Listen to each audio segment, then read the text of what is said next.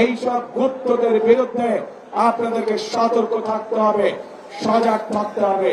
যারা দেশের মানুষকে সম্মান করতে জানে না, যারা পরিকল্পনা করে রাখে যে 12 তারিখের পর থেকে তারা জনগণকে নাকে দড়ি দিয়ে ঘোরাবে, তাদেরকে উচিত শিক্ষা আপনাদেরকে দিতে হবে। প্রিয় ভাই বোনেরা, এই নারীদেরকে পেছনে রেখে, এই নারীদেরকে ঘরে বন্দি করে রেখে কোনোভাবেই আমরা বাংলাদেশকে সামনে যেতে পারবো, এটি আমরা কখনোই মনে করি না। যেই ব্যক্তি বা যেই দলের তার দেশের মা বোনদের প্রতি বিন্দুমাত্র শ্রদ্ধা নেই, যেই নেতা, যেই দলের নেতা কর্মীদের নিজের দেশের মা বোনদের কষ্টের প্রতি বিন্দুমাত্র সম্মান নেই, তাদের কাছ থেকে আর যাই হোক বাংলাদেশ কখনো অগ্রগতি আশা করতে পারে না।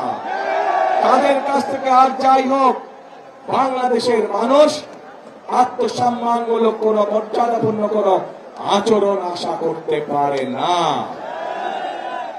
প্রিয় ভাই বোনেরা, এই জালেমদের একটি কথাই শুধু বললাম, আমি আপনাদেরকে আরো একটি কথা বলছি। তার আগে বিবি খাদিজার সম্পর্কে আপনারা জানেন না? আমাদের প্রিয় নবী করিম সাল্লাল্লাহু আলাইহি ওয়াসাল্লামের স্ত্রী এই বিবি খাদিজা, উনিও একজন কর্মজীবী মহিলা ছিলেন। উনিও একজন কর্মজীবী মহিলা ছিলেন। ওনার নিজের ব্যবসা বাণিজ্য ছিল, যেখানে নবী করিম সাল্লাল্লাহু আলাইহি ওয়াসাল্লাম নিজেও কাজ করতেন।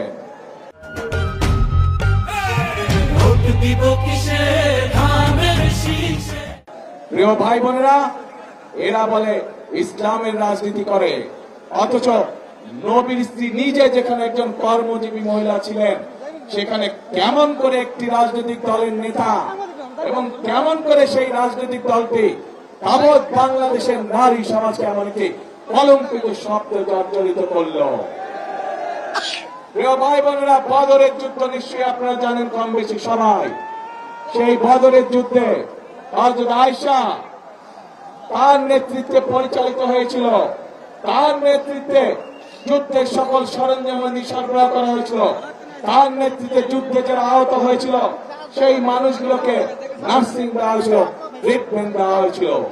আগে আমরা ইসলাম ধর্ম বলি, আমরা আমাদের দেশের সামাজিক অবস্থান বলি, সকল জায়গায় নারীদের একটি শক্তিশালী অবস্থান আছে এবং আমরা কোনোভাবেই অস্বীকার করতে পারবো না। এই নারীদেরকে পেছনে রেখে, এই নারীদেরকে ঘরে বন্দি করে রেখে কোনোভাবেই আমরা বাংলাদেশকে সামনে যেতে পারবো, এটি আমরা কখনোই মনে করি না। এবং সেই জন্যই দেশনেত্রী খালেদা জিয়া যখন দেশ পরিচালনার দায়িত্বে ছিলেন, উনি বাংলাদেশের নারীদের শিক্ষা ব্যবস্থাকে সম্পূর্ণ বিনামূল্যে করে দিয়েছেন, ইন্টারমিডিয়েট পর্যন্ত। প্রিয় ভাই বোনেরা, আজ সময় এসেছে আমাদেরকে দেশ গড়ার, এবং দেশ যদি গড়তে হয় প্রত্যেকটি নারী পুরুষকে কাঁধে কাঁধ মিলিয়ে কাজ করতে হবে আজকে। তা না হলে এই দেশকে আমরা আমাদের প্রত্যাশিত বাংলাদেশ হিসেবে গড়ে তুলতে পারবো না। প্রিয় ভাই বোনেরা, সেজন্যই আমরা এই নারীদেরকে, বিশেষ করে গ্রামের খেটে খাওয়া নারী যারা, শহরের খেটে খাওয়া নারী যারা, কর্মজীবী নারী যারা সহ সকল গৃহিণীর কাছে, সকল পরিবারের মাদের কাছে আমরা ফ্যামিলি কার্ড পৌঁছে দিতে চাই, যার মাধ্যমে আমরা এই নারীদেরকে ধীরে ধীরে অর্থনৈতিকভাবে স্বাবলম্বী করে গড়ে তুলতে পারি, যেন তারা পুরুষের পাশাপাশি পরিবারে, সমাজে, দেশে অর্থনৈতিকভাবে শক্তিশালী ভূমিকা রাখতে পারে।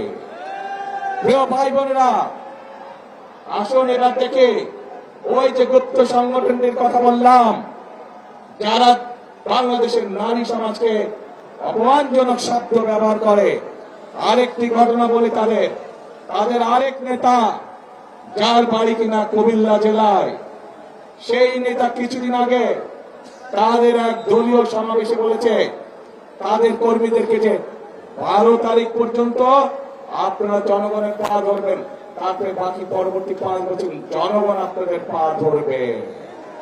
প্রিয় ভাই বোনেরা, চিন্তা করুন, এইরকম কথা কে বলতে পারে যে 12 তারিখ পর্যন্ত তাদের নেতা কর্মীরা জনগণের পা ধরবে, তাহলে 12 তারিখের পর থেকে জনগণ তাদের পিছে পিছে ঘুরবে, জনগণ তাদের পা ধরবে। এই কথা থেকে প্রমাণিত হয় কি তাদের মেন্টালিটি, কোন পর্যায়ের মানুষ হলে তারা জনগণকে নিয়ে তুচ্ছ তাচ্ছিল্য কথা তারা বলতে পারে।